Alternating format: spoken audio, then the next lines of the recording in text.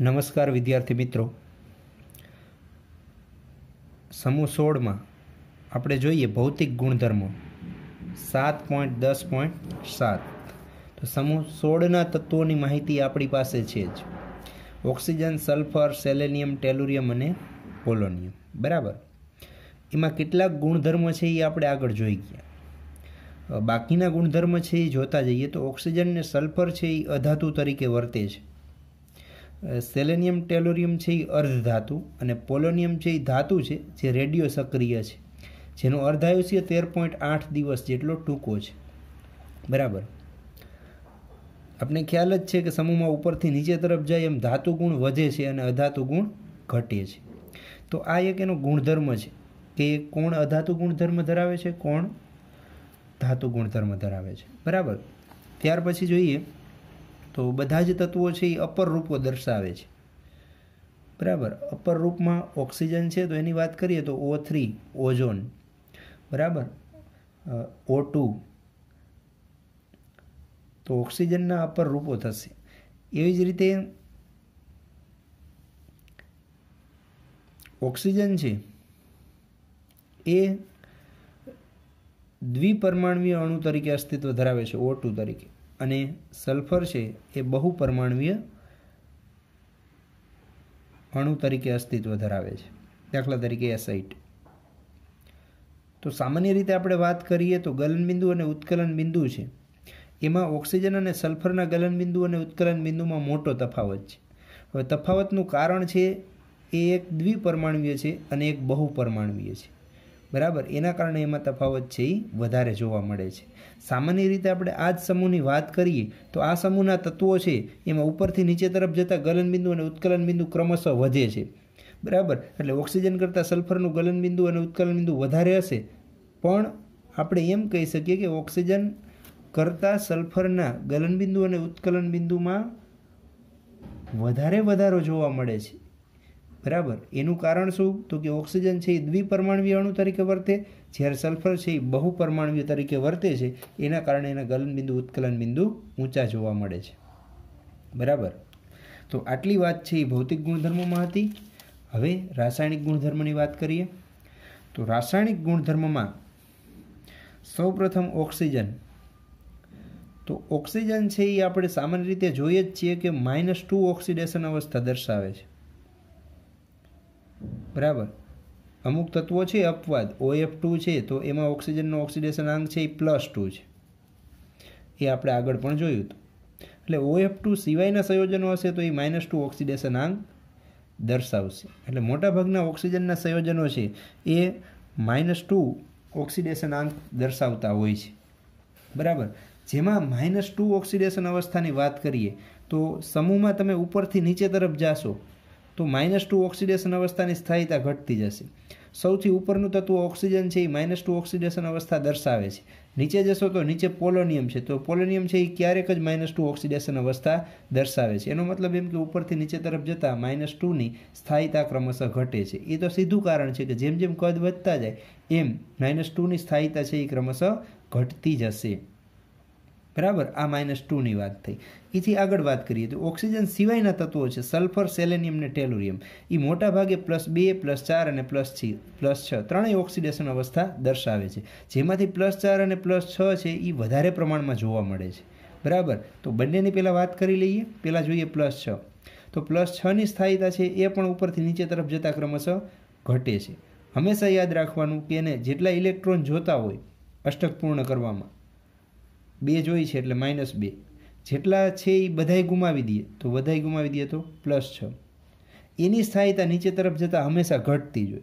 તો કોની વધતી હોય? તો કે એની મહત્તમ ઓક્સિડેશન આંક છે ને એમાંથી 2 બાદ કરો એટલે 6માંથી 2 બાદ કરો તો શું થાય? 4 થાય. તો 4ની સ્થાયીતા હંમેશા વધતી હોય.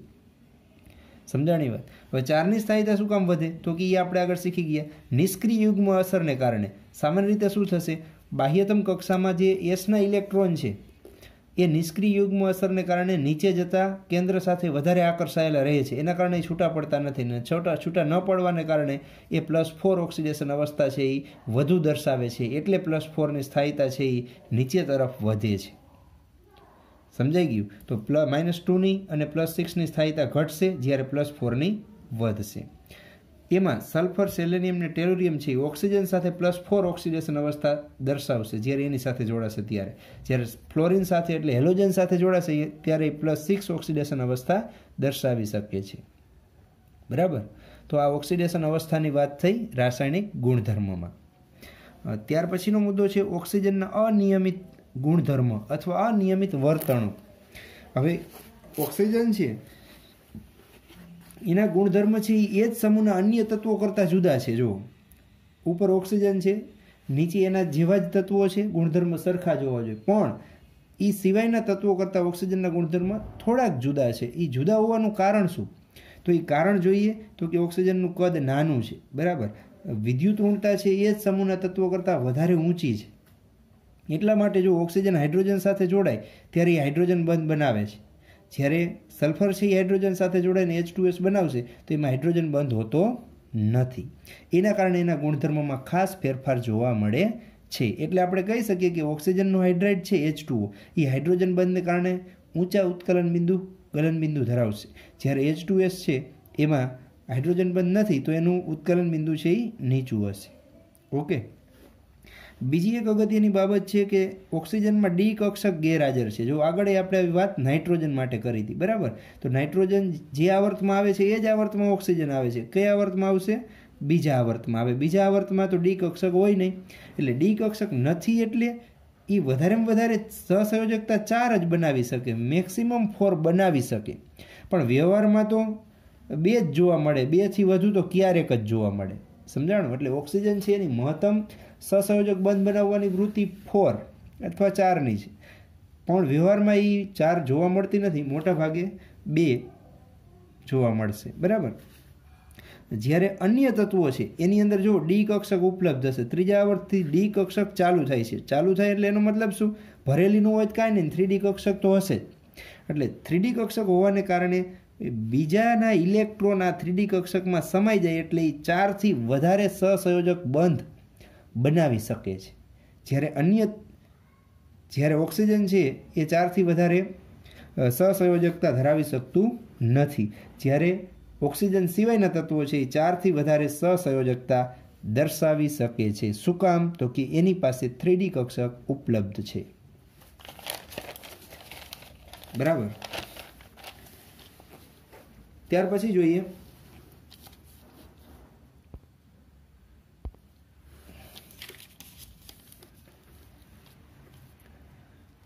હવે હાઇડ્રોજન સાથેની પ્રતિક્રિયાત્મકતા. હાઇડ્રોજન સાથેની પ્રક્રિયાથી શું મળશે? તો આ સમૂહના તત્વો છે હાઇડ્રોજન સાથે જોડાય તો H2E પ્રકારના હાઇડ્રાઇડ બનાવશે.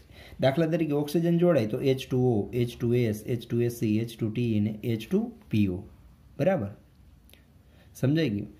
હવે આ જે હાઇડ્રાઇડ છે એમાં સમૂહમાં તમે ઉપરથી નીચે તરફ જાઓ એમ એસિડિક ગુણધર્મ છે એ વધે છે. શું કામ વધે? તો કે નીચે જાવ ને એમ H અને E એમની વચ્ચેની જે વિયોજન એન્થાલ્પી છે ને એ ક્રમશઃ ઘટતી જાય છે.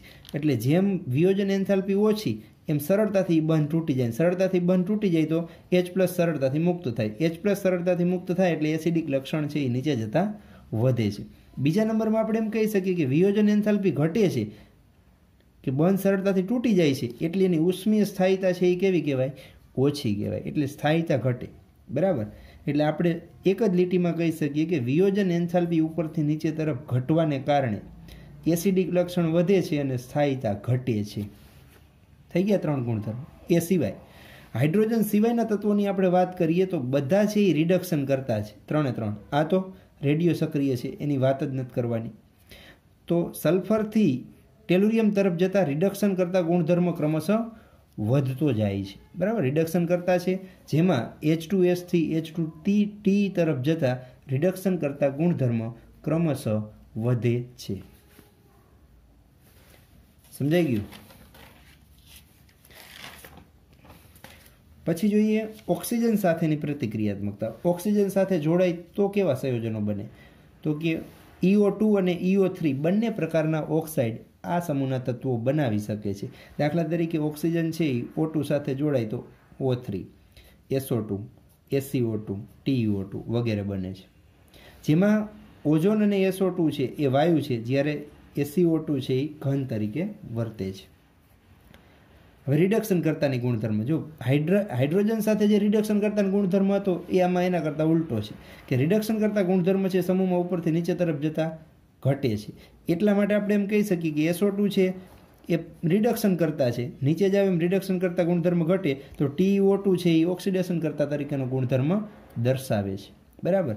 આ સિવાય EO3 પ્રકારના ઓક્સાઇડ પણ બનાવે. જો જેમ કે SO3, SiO3 અને TiO3 આ બધાય ઓક્સાઇડ છે, ડાયોક્સાઇડ અને ટ્રાયોક્સાઇડ, એ બધાય સ્વભાવે એસિડિક ગુણધર્મ ધરાવે છે. સમજાઈ ગયું? ત્યાર પછી છે હેલોજન તત્વો પ્રત્યેની પ્રતિક્રિયાત્મકતા. હેલોજન સાથે આ સમૂહના તત્વો જ્યારે જોડાય છે ત્યારે EX6, EX4 અને EX2 પ્રકારના હેલાઇડ સંયોજનો બનાવે છે, જેમાં હેલાઇડની સ્થાયીતાનો ક્રમ છે એ ફ્લોરાઇડથી આયોડાઇડ તરફ જતા ક્રમશઃ ઘટે છે. બરાબર. હવે ત્યાર પછી જોઈએ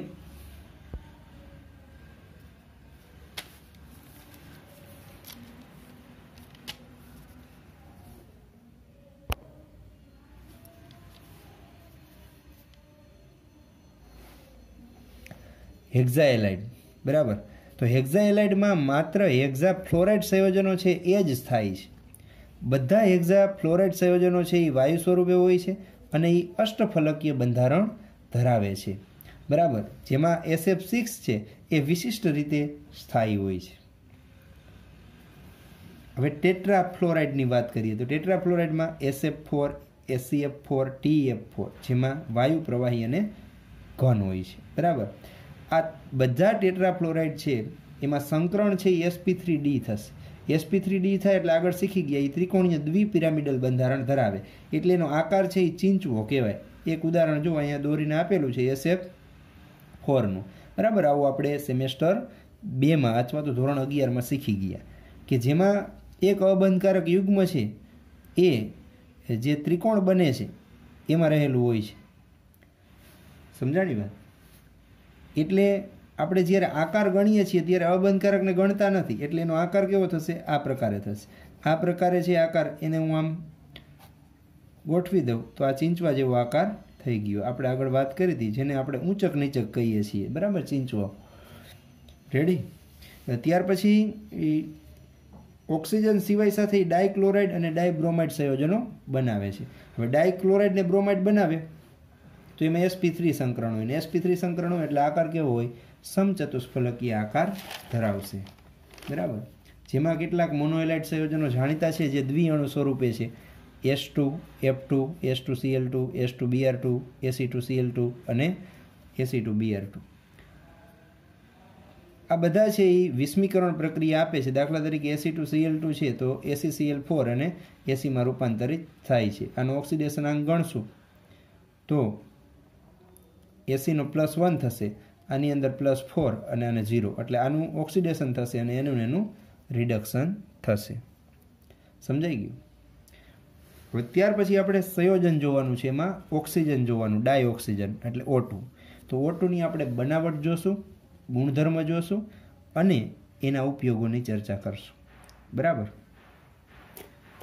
તો ડાયઓક્સિજનમાં સૌ પ્રથમ જોઈ બનાવટ. હવે બનાવટ છે એ સરળ છે.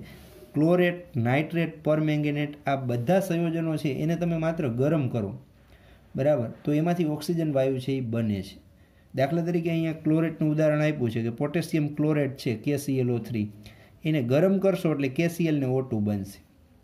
પણ પ્રક્રિયા ધીમી છે, પણ મેંગેનીઝ ડાયોક્સાઇડ પાવડરનો તમે ઉદ્દીપક તરીકે ઉપયોગ કરો તો એ ઝડપી પ્રક્રિયા બને છે. બરાબર. બીજી બનાવટ છે ઓક્સાઇડના ઉષ્મીય વિઘટનથી. કેટલાય ઓક્સાઇડ એવા છે કે જેને તમે ગરમ કરશો એટલે એ ઓક્સિજન છે એ મુક્ત કરે છે. દાખલા તરીકે સિલ્વર ઓક્સાઇડ છે એને ગરમ કરો તો સિલ્વર થાય, ઓક્સિજન મુક્ત થાય. Hg2O છે એમાંથી Hg મળે, ઓક્સિજન મુક્ત થાય. Pb3O4 પ્લમ્બિક ઓક્સાઇડ, એમાંથી PbO બનશે અને O2 બનશે. PbO2 એમાંથી PbO બનશે અને O2. એવી રીતે ઘણા બધા ઓક્સાઇડને તમે માત્ર ગરમ કરશો તો એમાંથી વિઘટન થવાથી ઓક્સિજન વાયુ છે એ છૂટો પડશે. આ સિવાય H2O2ના વિઘટનથી પણ આપણે મેળવી શકીએ છીએ. H2O2નું વિઘટન છે એ કરવામાં આવે તો એમાંથી H2O અને O2 છે એ આપણે પ્રાપ્ત થાય છે. બરાબર. તો આ ત્રણ બનાવટના એમાં મુદ્દા હતા એ 3 જોયા. આ સિવાય આપણે વાત કરીએ તો મોટા પાયે જો તમારે ઓક્સિજન મેળવવો હોય તો પાણીના વિદ્યુત વિભાજનથી અથવા હવામાંથી તમે મેળવી શકો. બે રીત જોઈએ. પાણીનો વિદ્યુત વિભાજનમાં આપણે કીધું કે એસિડનું એક ટીપું ઉમેરી અને એના વિદ્યુત ધ્રુવ ડૂબાડીને વિદ્યુત વિભાજન કરશો એટલે કેથોડ ઉપર હાઇડ્રોજન વાયુ અને એનોડ ઉપર ઓક્સિજન વાયુ છે એ પ્રાપ્ત થશે. એ આપણે વિદ્યુત રસાયણ ચેપ્ટરમાં સારી રીતે પ્રક્રિયા સાથે ચર્ચા કરી ગયા. બરાબર. બીજું હવામાંથી. તો હવામાંથી આપણે નાઇટ્રોજન કેવી રીતે મેળવવો એ આગળ આપણે જોયું. એ જ રીતે ઓક્સિજન મળે. શું કરે તો કે સૌ પ્રથમ H2O છે એ વરાળ સ્વરૂપે હોય અને CO2 છે એ બંને છે એ પ્રમાણમાં ભારે વાયુઓ કહેવાય. એ ભારે વાયુઓને પહેલાં એ દૂર કરે. એ દૂર થાય પછી જે વધે છે એનું પ્રવાહીમાં રૂપાંતર કરે એટલે પ્રવાહીકરણ કરશે. એ પ્રવાહીમાં મોટા ભાગે હવે બે જ વસ્તુ હશે, N2 અને O2. હવે આનું વિભાગીય નિસ્યંદન કરે એટલે સૌ પ્રથમ ઓક્સિજન બહાર આવશે અને વધે એ કોણ હશે? નાઇટ્રોજન હશે. આ રીતે પ્રવાહીકરણ અને વિભાગીય નિસ્યંદનની પદ્ધતિ દ્વારા હવામાંથી ઓક્સિજન અને નાઇટ્રોજન બંને પુષ્કળ પ્રમાણમાં મેળવી શકાય છે. અને આ જ પ્રક્રિયા છે એ ઉદ્યોગોમાં વપરાય છે કારણ કે એ વ્યવહારુ છે. સરળતાથી તમને હવામાંથી ઓક્સિજન અને નાઇટ્રોજન પ્રાપ્ત થઈ શકે છે કારણ કે હવામાં જ એનો જથ્થો વધારે છે. સમજાણું? ત્યાર પછી જોઈએ એના ગુણધર્મ.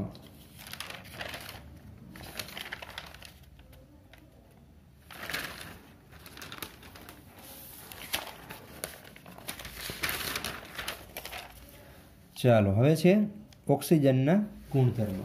તો ઓક્સિજન આપણે વાતાવરણમાં છે શ્વસનમાં ઉપયોગ કરીએ જ છીએ તો ખ્યાલ જ હશે કે એ રંગવિહીન અને વાસવિહીન વાયુ છે. પાણીમાં દ્રાવ્યતા એની 100 સેન્ટીમીટર ક્યુબમાં 3.08 સેન્ટીમીટર ક્યુબ હોય છે. ક્યારે? 293 કેલ્વિન તાપમાન. એટલે આનો મતલબ શું થયો? 100 ml સેન્ટીમીટર ક્યુબ એટલે ml થયું. 100 ml પાણીમાં 3.08 ml ઓક્સિજન ઓગળેલો હોય. 100 mlમાં 3.08 ml ઓક્સિજન ઓગળેલો હોય છે. બરાબર. હવે આટલો ઓક્સિજન ઓગળેલો હોય તો એ સમુદ્રી અને જલીય જીવન માટે એટલો પૂરતો છે. એમાંથી પોતાનું જીવન છે એ ટકાવી શકે છે. બરાબર. બીજા ગુણધર્મની વાત કરીએ તો 90 કેલ્વિન તાપમાને પ્રવાહીકરણ પામે છે અને 55 કેલ્વિન તાપમાને એ ઠરે છે. એટલે 90 કેલ્વિન એનું પ્રવાહીમાં રૂપાંતર થાય છે અને 55 કેલ્વિન તાપમાને એ ઠરે છે એટલે એનું ઠાર બિંદુ છે. બરાબર.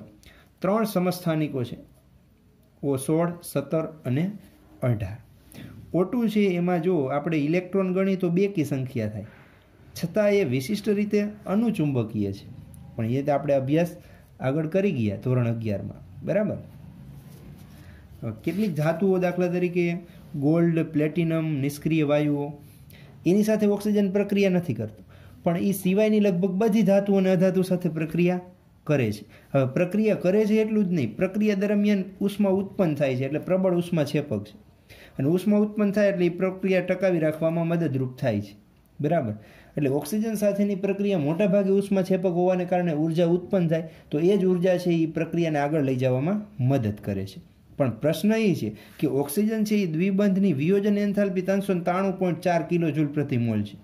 એટલે શરૂઆતમાં પ્રક્રિયા ચાલુ કરવી હોય તો આ બંધની જે બંધન એન્થાલ્પી છે એ ઊંચી હોવાને કારણે પહેલાં એને તોડવી પડે. તોડવા માટે શરૂઆતમાં શું કરવું પડે? બહારથી તમારે વધારે ગરમી આપવાની જરૂર પડે છે. એટલે શરૂઆતમાં ઉર્જા ઊંચી જોઈએ. બરાબર. પછી એટલી ઉર્જાની જરૂર પડતી નથી કારણ કે પછી તો ઉષ્મા છેપક પ્રક્રિયા હોવાથી એમાંથી જ ઉર્જા મળ્યા કરે છે. બરાબર. પ્રક્રિયા જોઈએ ધાતુ સાથે એટલે કેલ્શિયમ સાથે ઓક્સિજન પ્રક્રિયા કરે તો કેલ્શિયમ ઓક્સાઇડ બને, સિમ્પલ પ્રક્રિયા. એલ્યુમિનિયમ સાથે એલ્યુમિનિયમનો ઓક્સાઇડ બનાવે, ફોસ્ફરસ સાથે ફોસ્ફરસનો ઓક્સાઇડ બનાવે, કાર્બન સાથે કાર્બનનો ઓક્સાઇડ બનાવે છે. એવી જ રીતે આ પ્રક્રિયા આપણે જોઈ હતી શેમાં જોઈ હતી? ભૂંજનમાં.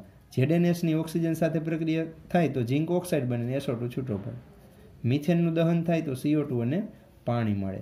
SO2 એટલે ઉદ્દીપકીય ઓક્સિડેશન કે V2O5નું હાજરીમાં SO2નું ઓક્સિડેશન કરવામાં આવે તો SO3 બનશે. એવી રીતે HClની O2 સાથેની CuCl2ની હાજરીમાં પ્રક્રિયા થાય તો Cl2 અને H2O બનશે. બરાબર. પછી ઉપયોગો. ઉપયોગો તો એક આપણે ખ્યાલ જ છે શ્વસન અને દહન. શ્વસનમાં ઉપયોગ કરીએ છીએ, દહનમાં કરીએ છીએ. વેલ્ડિંગમાં જે ઓક્સી એસિટિલિન જ્યોત વપરાય છે એમાં ઓક્સિજન છે એ મિશ્ર કરેલો હોય છે. એવી જ રીતે ધાતુના ઉત્પાદનમાં, સ્ટીલના ઉત્પાદનમાં, હોસ્પિટલમાં તમને ખ્યાલ જ છે ઓક્સિજન સિલિન્ડર. આ સિવાય પર્વતારોહકો છે એ ઉપર જતા હોય અથવા તો સમુદ્રમાં તળિયે જતા હોય ત્યારે ઓક્સિજન સિલિન્ડરની જરૂર પડતી હોય છે. બરાબર, પર્વતારોહકો ઉપર જશે. જ્યારે સ્કૂબા ડ્રાઈવર છે, સ્કૂબા ડ્રાઇવિંગ દરમિયાન નીચે જાય છે ત્યારે પણ ઓક્સિજન સિલિન્ડર છે એ એની સાથે લઈ જાય છે. તો આ બંને જગ્યાએ એનો ઉપયોગ થશે. આ ઉપરાંત બળતણના દહનમાં, જો બળતણનું દહન કરી તો પણ એ જરૂરી છે. એમાં ખાસ એક ઉદાહરણ આપ્યું છે કે પ્રવાહી ઓક્સિજન છે એ હાઇડ્રોજન રોકેટને ઉપર ઉડવા માટે વિસ્મયજનક દબાણ પૂરું પાડે છે. એટલે ત્યાં એ ઉપયોગી છે બળતણના દહનમાં. સમજાઈ ગયું? બાકીનું આપણે પછી જોશું.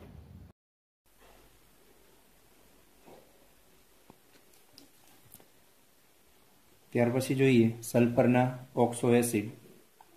તો સલ્ફરના ઘણા બધા ઓક્સો એસિડ છે, તેમાંથી અહીંયા આપેલા છે એ જોતા જઈએ. પેલું છે H2S2O3.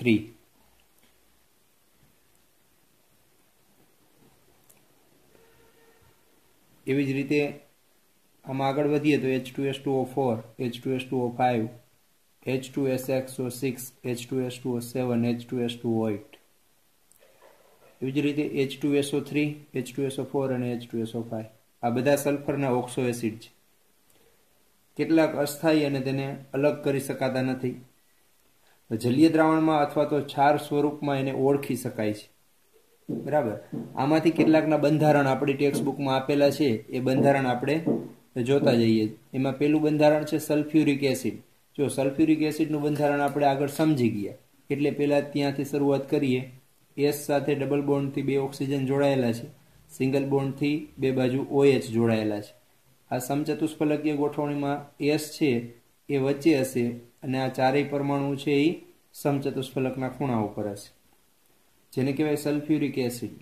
ત્યાર પછીનું બંધારણ છે H2SO3. બરાબર, SO3માં શું છે કે એક ઓક્સિજન ઓછો, તો આના જેવું જ બંધારણ છે. તો કયો ઓક્સિજન ઓછો કરવાનો? આ ડબલ બોન્ડ O વાળો. તો એની જગ્યાએ અબંધકારક ઇલેક્ટ્રોન યુગ્મ હશે, એને કહેવાય સલ્ફ્યુરસ એસિડ. પછી છે પાયરોસલ્ફ્યુરિક એસિડ. જો પાયરોસલ્ફ્યુરિક એસિડ આગળ શીખવાડ્યું. પાયરો એટલે 2 ને જોડવાના અને એમાંથી H2O નો અણુ દૂર કરવાનો.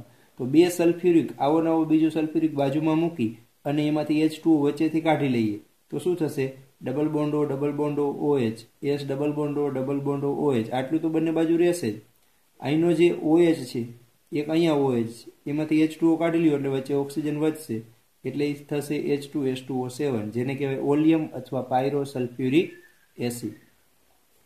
ત્યાર પછીનું બંધારણ છે H2S2O8.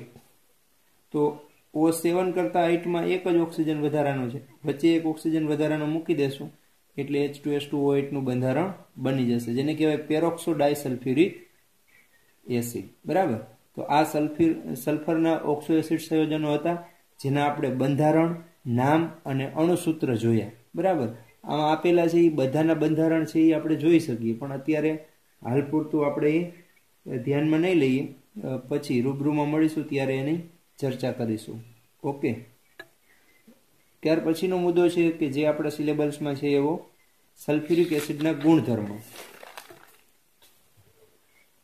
જો સલ્ફ્યુરિક એસિડના બનાવટ આપણા સિલેબસમાં નથી, માત્ર એના ગુણધર્મ જ છે, ઉપયોગો પણ નથી. તો ગુણધર્મની ચર્ચા કરીએ તો સલ્ફ્યુરિક એસિડ છે એ રંગવિહીન ઘટ તૈલી પ્રવાહી છે. બરાબર, જેની વિશિષ્ટ ઘનતા છે એ 1.84 ગ્રામ પર ml છે, એટલે HNO3 કરતાં વધારે. 283 કેલ્વિન તાપમાને ઠરે છે અને 611 કેલ્વિન તાપમાને એ ઉકળે છે. H2O અને સલ્ફ્યુરિક એસિડ આ બંને વચ્ચે પ્રક્રિયા થાય એટલે બંને મિક્સ થાય ત્યારે ઉષ્માક્ષેપક પ્રક્રિયા છે, એટલે આ દરમિયાન ઉષ્મા છે એ ઉત્પન્ન થશે. હંમેશા સલ્ફ્યુરિક એસિડનું પાણીમાં દ્રાવણ બનાવવામાં આવે છે ત્યારે આપણે ખાસ ધ્યાન રાખવાનું કે પાણીમાં સલ્ફ્યુરિક એસિડ ઉમેરવામાં આવે છે, નહીં કે સલ્ફ્યુરિક એસિડમાં પાણી.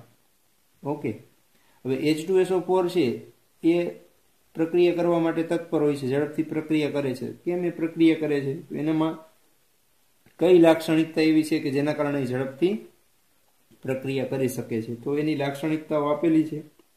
એક તો નીચી વાષ્પશીલતા છે, જેના કારણે ઝડપથી પ્રક્રિયા કરે. બીજું છે પ્રબળ એસિડિક લક્ષણ દર્શાવે છે. પ્રબળ એસિડિક એટલે સરળતાથી H+ મુક્ત કરી શકે છે. ત્રીજું છે પાણી પ્રત્યે પ્રબળ રાસાયણિક આકર્ષણ છે. જો પાણી સાથેની પ્રક્રિયા છે એની ઝડપથી થાય છે. ઓક્સિડેશન કર્તા તરીકેની ક્ષમતા છે એ ખૂબ જ વધારે છે, એટલે એ ઝડપથી પ્રક્રિયા કરે છે. જેમાં આપણે જોઈએ એસિડિક ગુણધર્મ, તો H2SO4 ની પાણી સાથે પ્રક્રિયા કરશો એટલે એસિડિક હોવાને કારણે H+ આપે છે, હાઇડ્રોનિયમ આયન બનાવે છે અને HSO4 આયન છે એ મુક્ત થશે. આ દરમિયાન પ્રક્રિયા માટે એના આયનીકરણ અચળાંકનું મૂલ્ય છે 10 થી ખૂબ જ વધારે છે. બરાબર. હવે આ HSO4 આયન છે એ પાણી સાથે પ્રક્રિયા કરશે તો ફરીથી H+ આપશે, H3O+ બનશે, SO4-2. તો આ બીજી પ્રક્રિયા દરમિયાન જે H+ મુક્ત થાય છે એમાં Ka2 નું મૂલ્ય છે એ પહેલા કરતાં ખૂબ જ ઓછું, એટલે એમ કહી શકીએ કે H2SO4 છે એ પ્રબળ એસિડ તરીકે વર્તે છે, કારણ કે જેના Ka નું મૂલ્ય ઊંચું હોય એની એસિડિકતા વધુ હોય એવું આપણે શીખી ગયા. એ સિવાય HSO4 છે એના માટે Ka નું મૂલ્ય ઓછું, તો આપણે કહી શકીએ કે HSO4 ની એસિડિકતા છે એ ખૂબ જ ઓછી હશે. હવે એસિડ ક્ષારોની બે શ્રેણી બનાવે છે. જો સામાન્ય રીતે એ સલ્ફેટ બનાવી શકે અને એસિડ સલ્ફેટ બનાવી શકે. સલ્ફેટ એટલે ધાતુના સલ્ફેટ એટલે sodium sulphate, copper sulphate, zinc sulphate વગેરે. એસિડ સલ્ફેટ એટલે hydrogen sulphate, sodium hydrogen sulphate NaHSO4, potassium hydrogen sulphate. બરાબર. આવી રીતે હાઇડ્રોજન સલ્ફેટ સંયોજનો પણ બનાવી શકે છે. એટલે એ સલ્ફેટ પણ બનાવશે અને હાઇડ્રોજન સલ્ફેટ પણ બનાવશે.